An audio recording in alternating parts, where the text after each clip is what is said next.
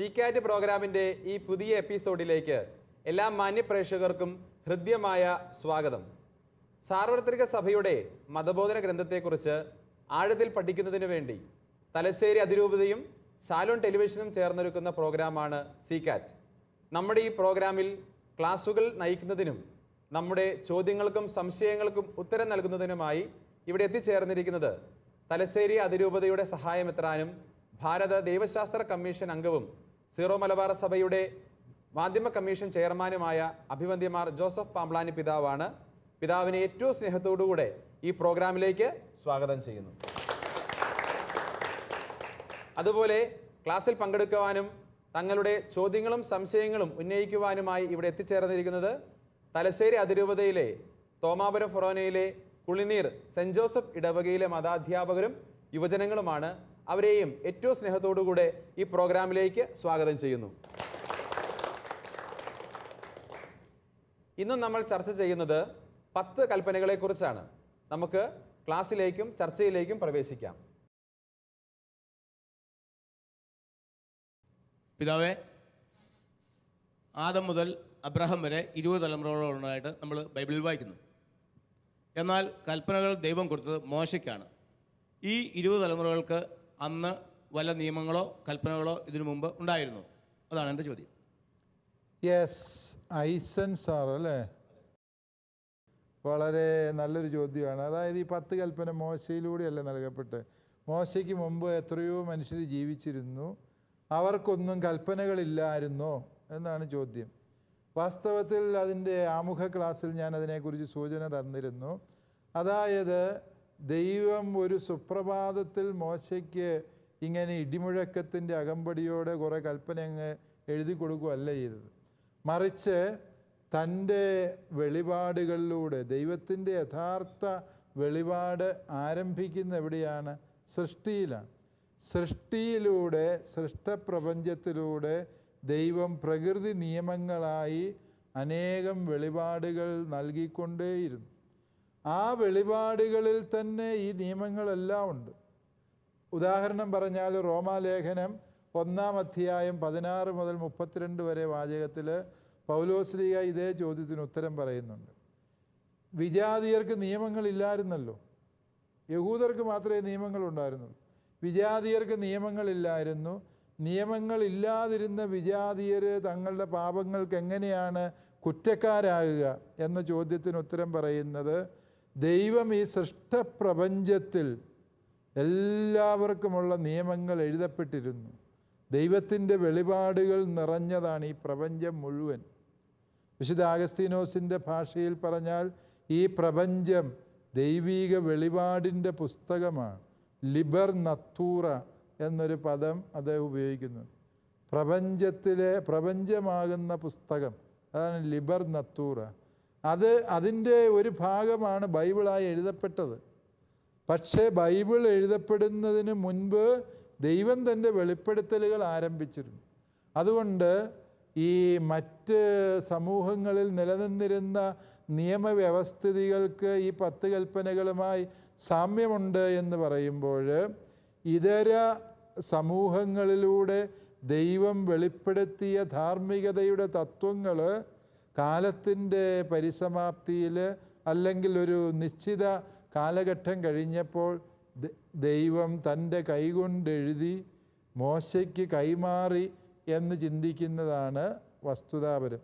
അതുകൊണ്ട് ഈ മോശയ്ക്ക് ഈ കൽപ്പന നൽകുന്നതിന് മുൻപ് നിയമങ്ങളില്ലായിരുന്നോ എന്ന് ചോദിച്ചാൽ തീർച്ചയായും ഉണ്ട്.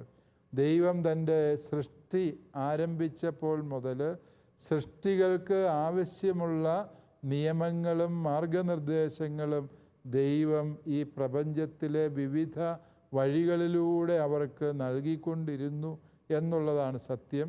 എന്നാൽ പ്രപഞ്ചത്തിലൂടെയുള്ള ഈ നിയമങ്ങളെ ശരിയാംവിധം ഗ്രഹിക്കാനും അനുസരിക്കാനും മനുഷ്യൻ വൈമുഖ്യം കാണിച്ചു തുടങ്ങിയപ്പോൾ ദൈവം എന്തു ചെയ്തു? അത് അർത്ഥശങ്കയ്ക്കിടയില്ലാത്ത വിധം അവയെ കൽപ്പലകകളിലായി എഴുതി ഇസ്രായേൽ ജനത്തിന് നൽകി എന്ന് ചിന്തിക്കുന്നതായിരിക്കും കൂടുതൽ അഭികാമ്യം. ഇത്ര വ്യക്തമായല്ലോ അല്ലേ? ഓക്കെ, അടുത്ത ചോദ്യം ആരാണ്? ധന്യ സിസ്റ്ററാണ്. പിതാവേ, സോദോം ഗോമോറ പ്രദേശത്തെ ജനങ്ങൾക്ക് ദൈവം കൽപ്പനകൾ നൽകിയിരുന്നില്ല. അതുപോലെ നോഹയുടെ കാലത്തും പ്രളയത്തിന് മുൻപ് കൽപ്പനകൾ നൽകിയിരുന്നതായി കാണുന്നില്ല. കൃത്യമായി കൽപ്പനകൾ നൽകാതെ ആ ജനത്തെ ശിക്ഷിച്ചത് ശരിയാണോ? യെസ്, കൃത്യമായ കൽപ്പനകൾ നൽകാതെ ദൈവം ആ ജനത്തെ ശിക്ഷിച്ചത് ശരിയായിരുന്നോ എന്നതാണ് ഇവിടുത്തെ ചോദ്യം, അല്ലേ? നേരത്തെ ഞാൻ പറഞ്ഞ ഉത്തരത്തിൽ അതിൻ്റെ ഒരു ഭാഗം അടങ്ങിയിട്ടുണ്ട്. ദൈവം കൃത്യമായ കൽപ്പനകൾ പണ്ടേ നൽകിയതാണ്. ദൈവം കൽപ്പനകളല്ല, വെളിപാടുകളാണ് നടത്തുന്നത്. ദൈവത്തിൻ്റെ വെളിപാടുകളുടെ ഒരു സംഗ്രഹമാണ് വാസ്തവത്തിൽ മോശയിലൂടെ നൽകപ്പെട്ട എഴുതപ്പെട്ട കൽപ്പനകൾ എന്ന് പറയുന്നു. ദൈവം മനുഷ്യൻ്റെ സൃഷ്ടി മുതലേ ഈ വെളിപ്പെടുത്തലുകൾ ആരംഭിച്ചിരുന്നു എന്നുള്ളത് സത്യം. ഇപ്പോൾ ഉദാഹരണം പറഞ്ഞാൽ, കായേനോട് ദൈവം പറയുന്നുണ്ട്, എന്താണ്? നിൻ്റെ സഹോദരനോട് നീ വെറുപ്പും കൊണ്ട് നടക്കരുത്, പാപം നിൻ്റെ വാതിൽക്കൽ പതിയിരിപ്പുണ്ട്, നീ സൂക്ഷിക്കണം. കായേന് ദൈവം കൊടുത്ത ഈ മുന്നറിയിപ്പിനെ ശരിക്കും സഹോദരനോട് വെറുപ്പ് കൊണ്ടു നടക്കരുത് എന്നുള്ള കൽപ്പനയായിട്ട് നമുക്ക് മനസ്സിലാക്കാവുന്നതാണ്, ഇല്ലേ? ആ കൽപ്പനയെ കായേൻ ലംഘിച്ചപ്പോൾ, അവഗണിച്ചപ്പോഴാണ് അവൻ കൊലപാതകിയായി തീർന്നത് എന്നുള്ള സത്യം മനസ്സിലാക്കാം. ഇനി ആദിമാതാപിതാക്കൾക്ക് ദൈവം കൽപ്പന കൊടുത്തിരുന്നില്ലേ? എന്താണ് കൊടുത്ത കൽപ്പന? നന്മതിന്മകളെ കുറിച്ചുള്ള വൃക്ഷത്തിൽ നിന്ന് ഫലം പറിച്ചു തിന്നരുത്. യെസ്, നന്മതിന്മകളുടെ വൃക്ഷത്തിൻ്റെ ഫലം നീ ഭക്ഷിക്കരുത്, ഇല്ലേ? 10 കൽപ്പനകളെല്ലാം നൽകുന്നതിന് മുമ്പേ നൽകപ്പെട്ട പ്രമാണമാണ്. എല്ലാ പ്രമാണങ്ങൾക്കും മാതാവായ പ്രമാണമാണത്. എന്താണ് നന്മതിന്മയുടെ വൃക്ഷത്തിൻ്റെ ഫലം ഭക്ഷിക്കരുത് എന്ന് പറയുമ്പോൾ ഉദ്ദേശിക്കുന്നത്? നിൻ്റെ ജീവിതത്തിൻ്റെ നന്മയും തിന്മയും തീരുമാനിക്കേണ്ടത് നീയല്ല, അത് നിൻ്റെ ദൈവമായ കർത്താവാണ്. ആ ഒരു കൽപ്പനയിൽ ബാക്കിയെല്ലാം അടങ്ങിയിട്ടുണ്ട് എന്നുള്ളതാണ് സത്യം. അതുകൊണ്ട് പ്രമാണങ്ങളെ ദൈവം മനുഷ്യന് സൃഷ്ടി മുതലേ നൽകി തുടങ്ങിയിരുന്നു. സമയത്തിൻ്റെ പൂർണ്ണതയിൽ ദൈവം ആ കൽപ്പനകളെ കൽപ്പലകകളിലാക്കി വാസ്തവത്തിൽ മോശ വഴി നൽകി എന്ന് മാത്രമേ ഉള്ളൂ. അതുകൊണ്ട് കൽപ്പന കൊടുക്കാതെ തന്നെ ദൈവം ശിക്ഷ നടപ്പിലാക്കി എന്ന് പറയുന്നതിൽ അർത്ഥമില്ല. കാരണം ഇവയൊക്കെയും മനുഷ്യന് പണ്ടേ അറിവുള്ളതായിരുന്നു എന്ന് നാം തിരിച്ചറിയണം. സോദോം ഗോമോറായിലെ മനുഷ്യർ ചെയ്യുന്ന പാപം, സ്വവർഗഭോഗം എന്ന് പറയുന്ന ആ പാപം, അത് തെറ്റാണ് എന്ന് ദൈവം തന്നെ അവരോട് സംസാരിക്കുന്നുണ്ട്, അല്ലേ? ദൈവദൂതന്മാർ അവരോട് പറയുന്നുണ്ട്. അല്ലെങ്കിൽ ലോത്ത് സോദോമിലെ ജനങ്ങളോട് പറയുന്നുണ്ട്, പുരുഷ സ്പർശമേൽക്കാത്ത കന്യകളായ പെൺമക്കൾ എനിക്കുണ്ട്, അവരെ ഇവിടൊത്ത് നിങ്ങൾ പാപം ചെയ്യുന്നതിനേക്കാളും ഗുരുതരമാണ് ഈ സ്വവർഗഭോഗത്തിൽ ഏർപ്പെടുന്നത് എന്ന് ലോത്ത് അവരെ പറഞ്ഞ് പഠിപ്പിക്കുന്നുണ്ട്. പക്ഷേ അവർ കേട്ടില്ല. അതുകൊണ്ട് ദൈവിക വെളിപാടുകളെയാണ് നമ്മൾ കൽപ്പനകളായി മനസ്സിലാക്കേണ്ടത്. ദൈവം വ്യക്തികളിലൂടെയാകാം, നേരിട്ടാകാം, ദൈവദൂതന്മാരിലൂടെയാകാം. ഇങ്ങനെ കൊടുത്ത വെളിപാടുകളൊക്കെയും ആ ജനതയ്ക്ക് വേണ്ട കൽപ്പനകളായിരുന്നു. അവയെ ജനം അനുസരിക്കാതിരുന്നപ്പോഴാണ് ഈ പറഞ്ഞ 10 കൽപ്പനകൾ രേഖാമൂലം എഴുതി കൊടുത്തു, അല്ലേ? അതിനു മുമ്പ് അവർ ആരും നിയമം അനുസരിക്കാതെയാണോ ജീവിച്ചിരുന്നതെന്ന് ചോദിച്ചാൽ, എഴുതപ്പെടാത്തതായ നിയമം, എന്നാൽ അവർ മനസാക്ഷിയിൽ ശരിയാം വിധത്തിൽ പരിശീലിപ്പിക്കപ്പെടുകയും അവ പാലിക്കുകയും ചെയ്തിരുന്നു എന്ന് കരുതേണ്ടി വരും. വ്യക്തമായല്ലോ, അല്ലേ? അടുത്ത ചോദ്യം ആരാണ്? ഓക്കെ, ഡോൺസ് ആണ്. ഡോൺസിൻ്റെ ചോദ്യം എന്താണ്? പിതാവേ, എൻ്റെ ചോദ്യം ഇതാണ്. 10 കൽപ്പനകളുടെ വിമോചന ശക്തിയെപ്പറ്റി ഒന്ന് വിശദീകരിക്കാമോ? ഡോൺസിൻ്റെ ചോദ്യം ഇതാണ്. ഈ 10 കൽപ്പനകളുടെ വിമോചക ശക്തി എന്ന് പറയും. 10 കൽപ്പനകൾ ദൈവിക പ്രമാണങ്ങളാണ്, ദൈവത്തിൻ്റെ വചനങ്ങൾ തന്നെയാണ്. ആ വചനങ്ങൾ നമ്മൾ അനുസരിച്ച് ജീവിക്കുമ്പോൾ അവ നമ്മെ വിമോചിപ്പിക്കുന്നു. എവിടെ നിന്നാണ്? തിന്മയുടെ ശക്തികളിൽ നിന്ന് വിമോചനം തരുന്നു. ഈ പ്രമാണമനുസരിച്ച് ജീവിക്കുന്നവർ തിന്മയുടെ ബന്ധനങ്ങളിൽ നിന്ന്, തകർച്ചകളിൽ നിന്ന് രക്ഷ പ്രാപിക്കുന്നു. അത് ഈ 10 കൽപ്പനകളെക്കുറിച്ച് പറയപ്പെടുമ്പോഴെല്ലാം പറയപ്പെടുന്ന ഒരു വാഗ്ദാനമാണ്. ഏതാണ്? ഞാൻ തരുന്ന ദേശത്ത് നിങ്ങൾ എൻ്റെ പ്രമാണങ്ങളും ചട്ടങ്ങളും അനുസരിച്ച് ജീവിച്ചാൽ നിങ്ങൾ 1000 തലമുറ വരെയും അനുഗ്രഹീതമാകും. എന്നാൽ ഈ പ്രമാണങ്ങൾ ലംഘിച്ചാലോ നിങ്ങളുടെ തലമുറകൾ ശിക്ഷിക്കപ്പെടും എന്ന് പറയുന്നുണ്ട്. അതുകൊണ്ട് ഇതിൻ്റെ വിമോചന ശക്തി എന്ന് പറയുന്നത് ദൈവദത്തമായ ശക്തി തന്നെയാണ്. ദൈവം പറഞ്ഞതനുസരിച്ച് നാം ജീവിക്കാൻ തുടങ്ങുമ്പോൾ അത് നമ്മുടെ ജീവിതത്തിന് വിമോചന കാരണമായിത്തീരുന്നു, രക്ഷാകാരണമായിത്തീരുന്നു. വിമോചനം എന്നുള്ളതിനേക്കാൾ ഉപരി രക്ഷാകാരണമാകുന്നു എന്ന് പറയുന്നതായിരിക്കും കൂടുതൽ സത്യം, അല്ലേ? വിമോചിപ്പിക്കുന്നു എന്ന് പറഞ്ഞാൽ ഒന്ന്, ഈ ഒരു കൽപ്പനകളെ ലംഘിച്ച് നാം ജീവിക്കാൻ തുടങ്ങിയാൽ നാം അടിമകളായി പാപത്തിനും പിശാചിനും അടിമകളായിത്തീരുന്നു. ഇപ്പോൾ കൊലപാതകം, ആദ്യത്തെ ഒരു കൊലപാതകം നടത്തിയാൽ ഭയങ്കര മനോവിഷമവും സങ്കടവും അങ്കലാപ്പും ഒക്കെയുണ്ട്. പക്ഷേ സീരിയൽ കില്ലർമാരുണ്ട്, അല്ലേ? സീരിയലിലെ കില്ലർമാരല്ല, മറിച്ച് ഈ പരമ്പരയായി കൊലപാതകം നടത്തുന്നു. അവർക്കൊന്നും ഒരു മനസാക്ഷിക്കടിയില്ല. മനുഷ്യരെ, കൊതുകിനെ കൊല്ലുന്ന ലാഘവത്തിൽ മനുഷ്യരെ കൊല്ലുന്നവരുണ്ട്. കോഴിയുടെ തല അറക്കുന്നതിനേക്കാൾ ലാഘവത്തിൽ മനുഷ്യൻ്റെ കഴുത്ത് വെട്ടുന്നവരുണ്ട്. അത് വാസ്തവത്തിൽ എന്താണ്? ആ തിന്മയ്ക്ക് അവർ അടിമയായി കഴിഞ്ഞു. അവർക്ക് പിന്നെ അതൊരു വിഷയമേ അല്ലാതായിത്തീരുന്നു. അതുകൊണ്ട് ദൈവപ്രമാണങ്ങളെ ലംഘിച്ച് ജീവിക്കുന്ന മനുഷ്യർ അതിൻ്റെ അടിമകളാണ്. പ്രമാണം അനുസരിച്ച് ജീവിക്കുന്നവരോ ദൈവത്തെ പോലെ സ്വതന്ത്രരാണ്. അതായത് ദൈവമായിരിക്കുന്ന സ്വർഗത്തിൽ അവർ എത്തിച്ചേരുന്നു. സമ്പൂർണ്ണ സ്വാതന്ത്ര്യത്തിൽ എത്തിച്ചേരാൻ ഈ ദൈവപ്രമാണങ്ങളാണ് മനുഷ്യനെ സഹായിക്കുക. അതുകൊണ്ടാണ് പ്രമാണങ്ങൾക്ക് വിമോചന ശക്തിയുണ്ട് എന്ന് മതബോധന ഗ്രന്ഥം പറയും. ഇത്ര വ്യക്തമായല്ലോ. ഓക്കെ, അടുത്ത ചോദ്യം ആരാണ്? ഓക്കെ, മഞ്ജു ടീച്ചറാണ്. ടീച്ചറുടെ ചോദ്യം എന്താണ്? പിതാവേ, വിശുദ്ധ മത്തായിയുടെ സുവിശേഷം 19-ാം അധ്യായം 21-ാം വാക്യത്തിൽ നാം ഇങ്ങനെ വായിക്കുന്നു: നീ പൂർണ്ണനാകാൻ ആഗ്രഹിക്കുന്നുവെങ്കിൽ നിനക്കുള്ളതെല്ലാം വിറ്റ് ദരിദ്രർക്ക് കൊടുക്കുക, അപ്പോൾ നിനക്ക് സ്വർഗത്തിൽ നിക്ഷേപമുണ്ടാകും. പിന്നെ വന്ന് എന്നെ അനുഗമിക്കുക. ഒരു കുടുംബനാഥയായ ഞാൻ ഇങ്ങനെ ചെയ്താൽ എൻ്റെ ഭർത്താവിനോടും മക്കളോടും ചെയ്യുന്ന തെറ്റായിരിക്കില്ലേ? അതുപോലെ തന്നെ വീട്ടിലെ കാര്യങ്ങൾക്ക് മുൻതൂക്കം കൊടുക്കാതെ ആത്മീയ കാര്യങ്ങൾക്ക് മുൻതൂക്കം കൊടുക്കുന്നത് ശരിയാണോ? യെസ്, മഞ്ജു ടീച്ചറിൻ്റേത് വളരെ സീരിയസ് ആയ ചോദ്യമാണ്, അല്ലേ? അതായത് വീട്ടിലെ ആധാരമൊക്കെ ആരുടെ പേരിലാണ് മഞ്ജു ടീച്ചറെ? ഭർത്താവിൻ്റെ പേരിൽ. ഭർത്താവിൻ്റെ പേരില്ല. ഭാഗ്യം, അല്ലായിരുന്നു ടീച്ചറ് ചിലപ്പോൾ അത് പള്ളിക്ക് എഴുതി കൊടുത്തായിരുന്നെങ്കിൽ പണിയായേനെ, അല്ലേ? വീട്ടുകാർ അനാഥമായി പോയേനെ. യഥാർത്ഥത്തിൽ ടീച്ചർ ചോദിച്ചത് നല്ലൊരു ചോദ്യം തന്നെയാണ്. ഈശോ പറഞ്ഞു, നീ പൂർണ്ണനാകാൻ ആഗ്രഹിക്കുന്നെങ്കിൽ നിനക്കുള്ളതെല്ലാം വിറ്റ് ദരിദ്രർക്ക് കൊടുക്കുക, പിന്നെ വന്ന് എന്നെ അനുഗമിക്കുക, അല്ലേ? എന്ന് പറയുമ്പോൾ ഉദ്ദേശിക്കുക എന്താണ്? ഒന്ന്, അത് പൂർണ്ണനാകാൻ ആഗ്രഹിക്കുന്നവർക്ക് വേണ്ടിയുള്ളതാണ്, അല്ലേ?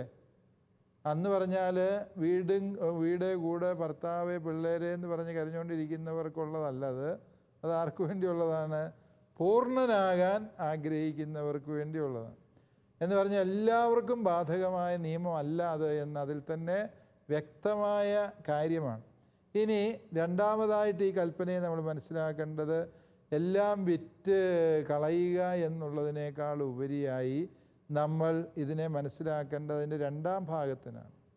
മറ്റെന്തിനേക്കാളും ഉപരിയായി ഈശോ മിശിഹായെ സ്നേഹിക്കുക, അവൻ്റെ സുവിശേഷത്തെ സ്നേഹിക്കുക, അവൻ്റെ സഭയെ സ്നേഹിക്കുക, അവനെ അറിയിക്കുന്നതിന് പ്രാധാന്യം കൊടുക്കുക. അതാണ് പ്രധാനപ്പെട്ട കാര്യം.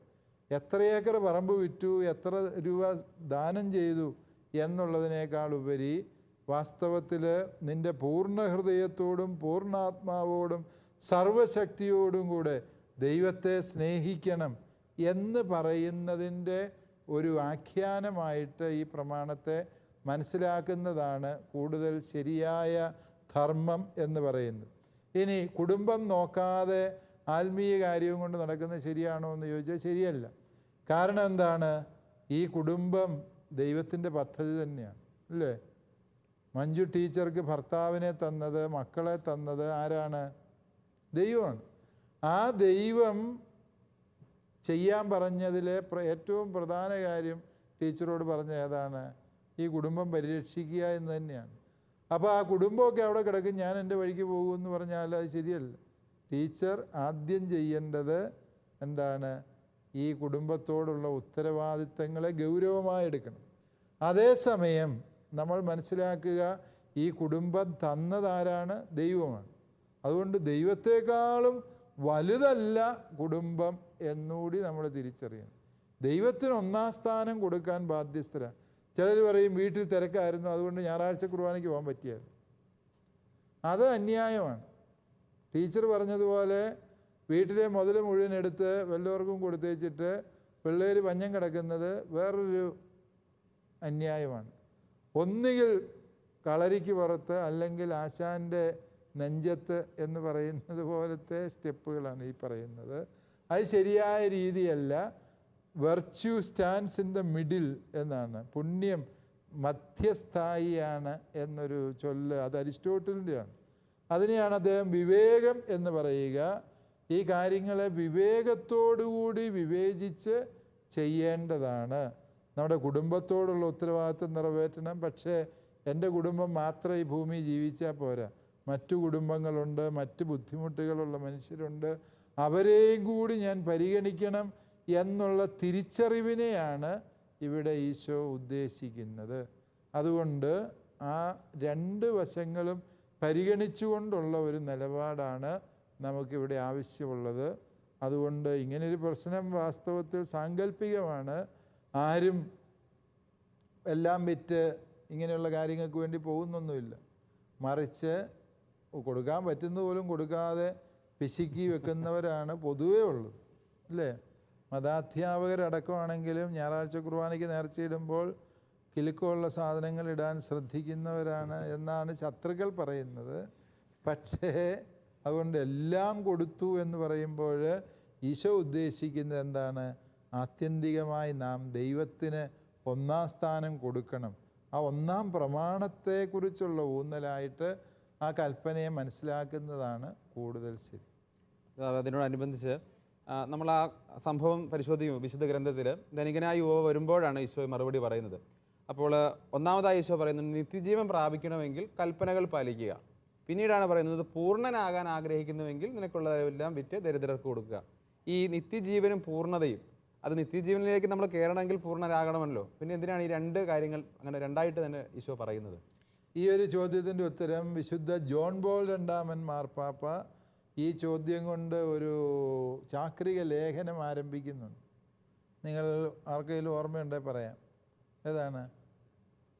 ജോൺ പോൾ രണ്ടാമൻ മാർപ്പാപ്പ ധാർമ്മികതയെക്കുറിച്ച് എഴുതിയ വിശ്വപ്രസിദ്ധമായൊരു ചാക്രിക ലേഖനമാണ് വെരിത്താത്തി സ്പ്ലെൻഡോർ.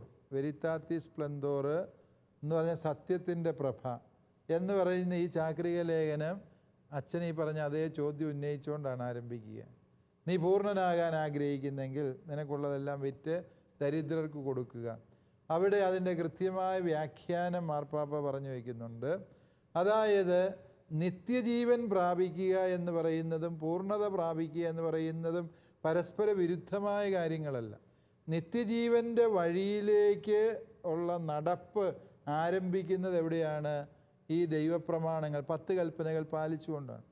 പക്ഷേ ഈ 10 കൽപ്പനകളിൽ നമ്മൾ മുന്നേറുമ്പോൾ, ഈ 10 കൽപ്പനകളിൽ നമ്മൾ മുന്നേറി തുടങ്ങുമ്പോൾ നമ്മൾ സ്വാഭാവികമായും അടുത്ത തലത്തിലേക്ക് എത്തുന്നു. അടുത്ത തലം ഏതാണ്? സുവിശേഷത്തിൻ്റെ പ്രമാണമാണ്. സുവിശേഷ പ്രമാണം 10 കൽപ്പനകൾ പഴയ നിയമത്തിൻ്റെ പ്രമാണമാണ് എങ്കിൽ ഇത് സുവിശേഷത്തിൻ്റെ പ്രമാണത്തിലേക്ക് അത് വളരും. ഇപ്പോൾ ഉദാഹരണമായിട്ട് ഈശോ പറയുന്നുണ്ട്, വ്യഭിചാരം ചെയ്യരുത് എന്ന് പൂർവികരോട് പറയപ്പെട്ടതായി നിങ്ങൾ കേട്ടിട്ടുണ്ടല്ലോ. എന്നാൽ ഞാൻ നിങ്ങളോട് പറയുന്നു, ആസക്തിയോടെ സ്ത്രീയെ നോക്കുന്ന ഏവനും അവളുമായി ഹൃദയത്തിൽ വ്യഭിചാരം ചെയ്ത് കഴിഞ്ഞു എന്ന് ഈശോ പറയുന്നു. അപ്പോൾ വ്യഭിചാരം ചെയ്യരുത് എന്ന ആ 10 കൽപ്പനയ്ക്ക് പൂർണ്ണതയുടെ വഴിയിൽ ഈശോ കൊടുത്ത വ്യാഖ്യാനം ഏതാണ്? നോട്ടത്തിൽ പോലും വിശുദ്ധി പാലിക്കണം. മറ്റുള്ളവരെക്കുറിച്ചുള്ള ചിന്തയിൽ നമുക്ക് വിശുദ്ധി ആവശ്യമുണ്ട് എന്നുള്ള സത്യം. കൊല്ലരുത് എന്ന് പൂർവികരോട് പറയപ്പെട്ടതായി നിങ്ങൾ കേട്ടിട്ടുണ്ടല്ലോ. അത് നിത്യജീവൻ്റെ വഴിയെ നടന്നു തുടങ്ങുന്നതാണത്. പക്ഷേ ഞാൻ നിങ്ങളോട് പറയുന്നു, സഹോദരനെ ഭോഷ എന്ന് വിളിക്കരുത്, അവനെ വിഡ്ഢിയെന്ന് വിളിക്കുന്നവൻ തീ നരകത്തിന് അർഹനാകും, അല്ലേ? അതായത് സഹോദരങ്ങളോട് കായികമായി ഒരാളെ കൊല്ലുന്നത് മാത്രമല്ല, സഹോദരങ്ങളോട് അവരുടെ മനസ്സിന് വേദന തട്ടുന്ന രീതിയിൽ സംസാരിക്കുന്നത് പോലും ഗുരുതരമായ തെറ്റാണ് എന്ന് ഈശോ പറയുന്നുണ്ട്. അപ്പോൾ ഈ പഴയ നിയമവും പുതിയ നിയമവും തമ്മിലുള്ള ആ വ്യത്യാസം തന്നെയാണ് നിത്യജീവനും പൂർണ്ണതയും തമ്മിലുള്ള വ്യത്യാസം. താങ്ക് യു പിതാവേ. അടുത്ത ചോദ്യം ആരാണ് ഈ ചോദിക്കുന്നത്? ഓക്കെ, റിബിനാണ്. റിബിൻ്റെ ചോദ്യം എന്താണ്? പിതാവേ, പഴയ നിയമത്തിൽ അസഹിഷ്ണുവും തെറ്റ് ചെയ്യുന്നവരോട് അവരുടെ കുറ്റങ്ങൾക്ക് അവരുടെ മക്കളെ 3 മുതൽ 4 തലമുറ വരെ ശിക്ഷിക്കുന്ന ദൈവത്തെയാണ് നമ്മൾ കാണുന്നത്. എന്നാൽ പുതിയ നിയമത്തിൽ സ്നേഹിക്കുകയും പാപികളോട് കരുണ കാണിക്കുകയും ചെയ്യുന്ന ദൈവത്തെയും. ഈ മാറ്റത്തിന് കാരണം എന്താണെന്ന് വിശദീകരിക്കാം. യെസ്, റിബിൻ ചോദിച്ച പോലെ ദൈവമല്ലോ ധ്യാനം കൂടി നന്നായതായിരിക്കും, അല്ലേ? അതായത് ഇതിൻ്റെ അർത്ഥം എന്താണ്? ദൈവം എപ്പോഴും കാരുണ്യം തന്നെയാണ്. പുതിയ നിയമത്തിലെ ദൈവം തന്നെയാണ് പഴയ നിയമത്തിലെയും ദൈവം. പക്ഷേ ദൈവത്തെ കൂടുതൽ മനസ്സിലാകണമെങ്കിൽ എന്ത് വേണം? നമ്മളും ആ ദൈവ സ്വഭാവം ആർജിക്കണം. ദൈവ സ്വഭാവത്തോട് നമ്മൾ അടുത്തടുത്ത് വരുമ്പോൾ നമുക്ക് ദൈവത്തെ കൂടുതൽ വ്യക്തമായും കൃത്യമായും മനസ്സിലാക്കാൻ പറ്റും. ദൈവത്തോട് സത്തയിൽ ഒന്നായിരുന്ന ഈശോ മിശിഹ ഈ ഭൂമിയിൽ വന്നപ്പോഴാണ് ദൈവത്തിൻ്റെ യഥാർത്ഥ സ്വഭാവം എന്ത് എന്ന് നമ്മെ പഠിപ്പിച്ചത്, ഇല്ലേ? അതുവരെയും അകലെ നിന്ന് നോക്കുമ്പോൾ പല പ്രശ്നങ്ങളും നമുക്ക് കാണും, ഇല്ലേ? പണ്ട് കാലത്തെ ഒരു ലോജിക്കിലെ ഒരു ഉദാഹരണം തന്നെ ഉണ്ടായിരുന്നു. അകലെ നിന്ന് വരുന്നത് ഒരു കരടിയാണോ കന്യാസ്ത്രീയാണോ എന്ന് തിരിച്ചറിയാൻ പറ്റുമോ എന്നൊരു ചോദ്യം പണ്ട് കാലത്തെ സെമിനാരി പുസ്തകങ്ങളിലുണ്ടായിരുന്നു. അതായത് കരടിക്ക് ഇവിടെ ഈ വെള്ള ഒരു ഇതുണ്ട്, അല്ലേ? ഈ കറുത്തുടുപ്പിട്ട സിസ്റ്റേഴ്സിന് ഇവിടെ ഒരു വെള്ള കഷണം വെച്ചിരുന്നു. അപ്പോൾ അകലേന്ന് വരുന്നത് ഒരു കരടി വരുന്നതാണോ കന്യാസ്ത്രീ വരുന്നതാണോ എന്ന് തിരിച്ചറിയാൻ പറ്റുന്നതിനെയാണ് വിവേകം എന്ന് പറഞ്ഞിരുന്നത് എന്നൊക്കെ ഒരു ഉദാഹരണം ഉണ്ടായിരുന്നു. അകലേന്ന് നോക്കുമ്പോൾ പലതും അവ്യക്തമാണ്, എന്തൊക്കെയോ അവ്യക്തമായി നമുക്ക് മനസ്സിലാവുന്നു. പഴയ നിയമത്തിൽ ദൈവത്തെ മനുഷ്യൻ അവ്യക്തമായി മനസ്സിലാക്കിയിരുന്നുവെന്നും എന്നാൽ പുതിയ നിയമത്തിൽ ദൈവത്തെ ദൈവമായിരിക്കുന്ന രീതിയിൽ മനസ്സിലാക്കിയെന്ന്. കാരണം പഴയ നിയമത്തിൽ ദൈവത്തെ നേരിട്ട് മനസ്സിലാക്കാൻ, ദൈവ സ്വഭാവം ഗ്രഹിക്കാൻ വേറെ വഴികളൊന്നുമില്ലായിരുന്നു. അവരിങ്ങനെ അവരുടേതായ ചില അനുഭവങ്ങളുടെ വെളിച്ചത്തിൽ, ഊഹത്തിൻ്റെ വെളിച്ചത്തിൽ അവർക്ക് ചില നിഗമനങ്ങളിൽ എത്തിച്ചേരാനേ പറ്റുമായിരുന്നുള്ളൂ. എന്നാൽ പുതിയ നിയമത്തിൽ ദൈവം വന്നപ്പോഴാണ് നമുക്ക് മനസ്സിലായത് ദൈവത്തിൻ്റെ യഥാർത്ഥ സ്വഭാവം എന്തായിരുന്നുവെന്ന് ഈശോ വന്ന് പഠിപ്പിക്കുന്നതാണ്. അതുകൊണ്ട് ദൈവത്തിൻ്റെ സ്വഭാവത്തിനല്ല മാറ്റം വന്നത്, ദൈവത്തെക്കുറിച്ച് അതിൻ്റെ പൂർണ്ണതയിൽ അറിയാവുന്ന ഈശോ വന്ന് നമ്മെ പഠിപ്പിച്ചു എന്നതിലാണ് ആ മാറ്റം സംഭവിക്കുക. ഇനി പഴയ നിയമത്തിലെ ദൈവം പല ശിക്ഷാ നടപടികളും നടത്തുന്നുണ്ട്. റിബിൻ ചോദിച്ചത് വളരെ പ്രസക്തമായ ചോദ്യമാണ്. ആ നടപടികളുടെ അർത്ഥം എന്ത് എന്നുകൂടി നമ്മൾ മനസ്സിലാക്കണം. അതായത് തിന്മ ചെയ്താൽ തിന്മ അതിൽ തന്നെ വിനാശ കാരണമാണ്. അതിന് ദൈവം ശിക്ഷിക്കേണ്ട കാര്യമൊന്നുമില്ല, ഇല്ലേ? ഒരാൾ വാശിക്ക് വിഷം കുടിച്ചു, എന്ത് സംഭവിക്കും? മരണം സംഭവിക്കും. വിഷം കുടിച്ചതിന് ആരെങ്കിലും അയാളെ ശിക്ഷിച്ചതാണോ? അല്ല. ആസിഡ് കുടിച്ചു, പൊള്ളും. അത് ആരും ശിക്ഷിച്ചതല്ല, മറിച്ച് ആസിഡിൻ്റെ സ്വഭാവമാണ് പൊള്ളൽ എന്ന് പറഞ്ഞു, അല്ലേ? തിന്മ അതിൽ തന്നെ വിനാശകാരിയാണ്. തിന്മ ചെയ്ത മനുഷ്യന് അതിൻ്റേതായ ദുരന്തം ഉണ്ടാകും. അത് കണ്ടിട്ട് മനുഷ്യൻ വിചാരിച്ചു എന്താണ്? ദൈവം ശിക്ഷിച്ചതാണ്. യഥാർത്ഥത്തിൽ തിന്മയിലൂടെ ജീവിക്കുന്ന മനുഷ്യൻ ഇന്നാണെങ്കിലും ഇതേ ദുരന്തങ്ങൾ സംഭവിക്കുന്നുണ്ട്. ഒരു മനുഷ്യൻ മയക്കുമരുന്ന് കഴിച്ച് ജീവിക്കുകയാണ്. എൻജിനീയറിങ് പഠിക്കുന്ന മിടുമിടുക്കനായ ഒരു കൊച്ചൻ, അവനെ എനിക്കറിയാമായിരുന്നു. പക്ഷേ അവൻ മയക്കുമരുന്നിന് അടിമയായി. അവൻ ചെയ്യുന്നത് എന്താ, പറയുന്നത് എന്താണ് എന്നവനൊരു പിടിയിൽ. അവൻ എല്ലാവരുമായിട്ട് വഴക്കുണ്ടാക്കുന്നു, അനേകം കുത്തു കേസുകളിലടക്കം പ്രതിയായി, അവൻ്റെ പഠനം ഉഴപ്പിപ്പോയി, അവൻ മാതാപിതാക്കളെ മൈൻഡ് ചെയ്യുന്നില്ല, വീട്ടിൽ എപ്പോഴേലും കയറി വന്നാലായി. ഈ അവസ്ഥയിലായ ആ കൊച്ച്. അത് അവന് ശാപം കിട്ടിയതാണോ, തലമുറകളുടെ ശാപമാണോ, ദൈവത്തിൻ്റെ ശിക്ഷയാണോ, അതോ അവൻ്റെ പ്രവൃത്തിയുടെ പരിണിത ഫലമാണ്? എന്താണ്? അവൻ്റെ പ്രവൃത്തിയാണ് അവനെ അപ്രകാരം എത്തിച്ചത്, അല്ലേ? പുറമേ നിന്ന് നോക്കുന്ന ഒരാൾക്ക് പറയാം, അവനല്ലെങ്കിൽ അവൻ്റെ അപ്പനപ്പൂപ്പന്മാരാരോ വലിയ പാപം ചെയ്തിട്ടുണ്ട്, അതുകൊണ്ടാണ് ആ കൊച്ചിങ്ങനെ ആയിത്തീർന്നത് എന്ന് വേണമെങ്കിൽ പുറമേ നിൽക്കുന്നവന് പറയാം. പക്ഷേ യഥാർത്ഥം എന്താണ്? ആ വ്യക്തിയുടെ തന്നെ പ്രവൃത്തികളാണ് ആ കുഞ്ഞിനെ ആ രീതിയിൽ രൂപപ്പെടുത്തിയത്.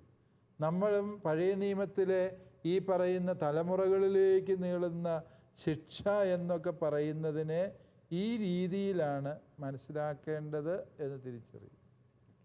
ഇത്ര വ്യക്തമായല്ലോ അല്ലേ? ഓക്കെ. ഇന്ന് നമ്മൾ ചർച്ച ചെയ്തത് ദൈവപ്രമാണങ്ങളെക്കുറിച്ചാണ്. നമ്മുടെ ഈ ചർച്ചയിൽ പങ്കെടുക്കുകയും നമ്മുടെ ചോദ്യങ്ങൾക്കും സംശയങ്ങൾക്കും ഉത്തരം നൽകുകയും ചെയ്ത അഭിവന്ദ്യ മാർ ജോസഫ് പാംപ്ലാനി പിതാവിന് ശാലോം TV പേരിലുള്ള ഹൃദയം നിറഞ്ഞ നന്ദി അറിയിക്കുന്നു.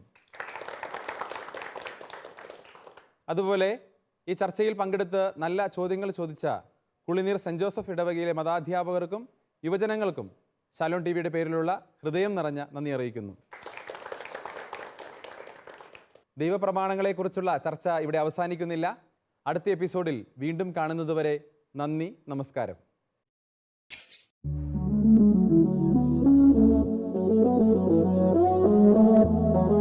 CCAT പ്രോഗ്രാമിന്റെ മുൻ എപ്പിസോഡുകൾ കാണുവാൻ ലോഗോൺ ചെയ്യൂ www.shalomtv.tv/ccat.